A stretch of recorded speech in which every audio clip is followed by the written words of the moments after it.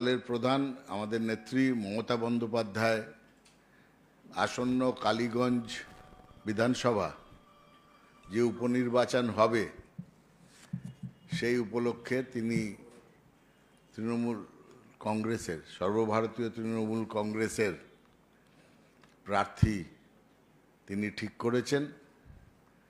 তিনি হচ্ছেন প্রয়াত বিধায়ক নাসিরউদ্দিন আহমেদ, যাকে সবাই লাল সাহেব বলে জানেন। সেই লাল সাহেবের সুযোগ্যা কন্যা আলিফা আহমেদ সর্বভারতীয় তৃণমূল কংগ্রেসের পক্ষ থেকে মমতা বন্দ্যোপাধ্যায়ের নির্দেশে আলিফা আহমেদ এই উপনির্বাচনে লড়বেন। এটাই আজকের আপনাদের সামনে জানানোর কথা। 47,000 ভোটে জিতেছিলেন, 47,000 ভোটে জিতেছিলেন লাল সাহেব।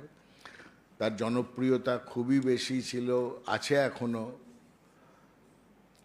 এবং সেই কালীগঞ্জ এবার আবার একটা রেকর্ড মার্জিনে তৃণমূল কংগ্রেসের প্রার্থীকে এই উপনির্বাচনে জয়ী করবেন, সে বিষয়ে আমরা নিশ্চিত।